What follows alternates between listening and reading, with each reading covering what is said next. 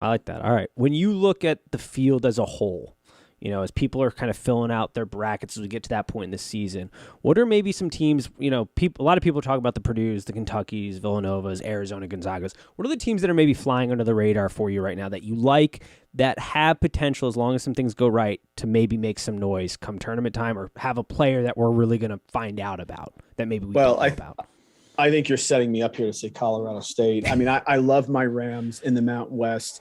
They are the true no big with David Roddy inside, who is a power forward esque, shorter center for them, and is just the man. I mean, to me, he's the Mountain West Player of the Year. They make threes. They have great guards. Medved does a fantastic job. If they don't lose to Nevada on the last game of the regular season last year, where they gave up the 3-pointer, I think they're in the tournament. They all came back because they wanted to be in, and Roddy's elevated his game to a new level. They shoot the three. They're great on offense. They're great on defensive rebounding, and they don't turn the ball over. They have everything you need to make a run here, and no one is going to think of that. Now, I'm not saying they're definitely in. I hope they are, but they have some work left to do. But that's the type of team that I'm looking for. I will also say this. I have come around on UAB. UAB has flown under the radar for a long time. Andy Kennedy went there, and people have sort of forgotten about him. And last year they were kind of like, yeah, they turned people over, but they're not very good. No, they're good. They're very good. They beat a good San Francisco team on a neutral court. They beat St. Louis in a true away game. They battled West Virginia at home earlier. They cause havoc in the half court, much like Shaka's team did back with VCU. Yeah, they're fun to watch. They turn you over. They rebound the ball. They can make threes. They are the pain in the rear. No one in the general population is caring about the Conference USA because they're thinking, oh, North Texas and this and that. They had a nice win against Purdue, but they're not going to go far.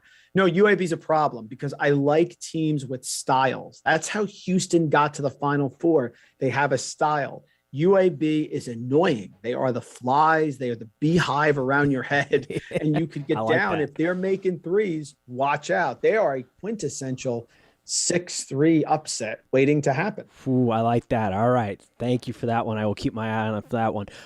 Here on Trophy Kids, we're always big on trying to give our listeners something different. Now, we know don't give away the secret sauce. People, if you want to be good at filling out your brackets and getting good information, go find Screen and Screen, the podcast on Apple and Spotify, I believe you're on, or am I correct? Oh, yeah, wherever you hear your podcast. Yep. Perfect. One thing, ask you, gambling's becoming big. Everybody fills out a bracket. You're a numbers guy and an analytic guy. As people are looking at things, what is maybe something that you utilize that maybe indicates a positive or a negative for a team when you're looking at a matchup, when you're trying to break down something that kind of jumps off the page, or a number that people should be looking at maybe? I make fun of myself for this. I love 3-point percentage defense and 3-point percentage made.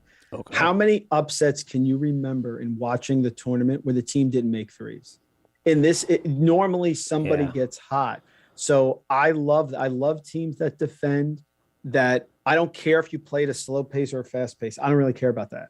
But I do like a style. I like that something is, Wyoming is very unique in the Mountain West. Mountain West has been terrible for a while. Now with them in Colorado State, all guard alignment, Roddy inside, he can step out. Wyoming, slow, Hunter Maldonado, the throwback scorer, Graham Ike inside. They have a style. So I like 3-point percentage defense, 3-point percentage shooting, so the efficiency on both sides of the ball. And I like a unique style, something that's different. A lot of people blew off Houston last year because they don't have enough offense. They don't have offense.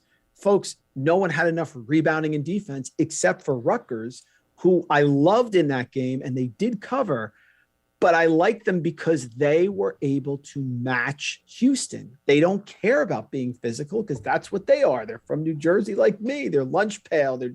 So I'm like, this is not what Houston wants. What does Houston want? The team that you talked about earlier, the run up and down secondary break team. That's what they want. So I look for contrast and styles, and I love 3-point percentage and teams that have unique builds. I love that. Thank you very much for that. And our listeners will very much appreciate that. And it's so true, because the thing that will always be burned into my memory is Steph Curry, who, people who were paying attention knew what was coming there. Maybe not to the degree that happened, but that Davidson team, all I remember is him lighting up threes. I mean, that's true of every team that goes on a run, but that is such a good point, because that will forever be burned in my memory.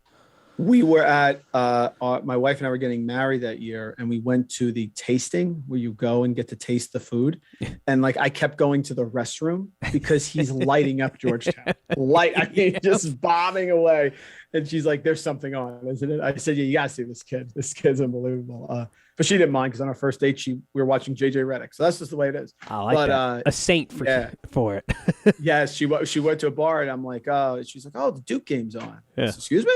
Yeah, I almost proposed right there. Yeah, that's similar to my girlfriend with football. It's like as soon as football season, everything revolves around that, and it's fun. We worked out a scale. Like, how important is this on a scale of 1 to 5 for missing games? And we keep it very similar to that. So I like that. Yes, that's the way to do it. Absolutely, absolutely. Well, I appreciate you spending some time here with us. For everybody, you can find Mike Randle Rant on Twitter. You can also find him on the Screener podcast, wherever you get your podcast from. He's all over the place. Make sure to follow. You're definitely going to want to be listening for March Madness. Anything before we go that you want to get out there outside of that?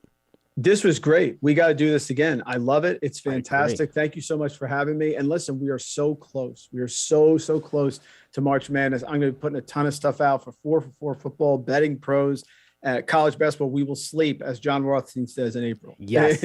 In May. We'll sleep in May. Absolutely. Absolutely. I loved it. Thank you so much again. And I hope we get you back on here sooner than later. So thank you for your time here today. You got it. Thanks, man. Thanks. Perfect.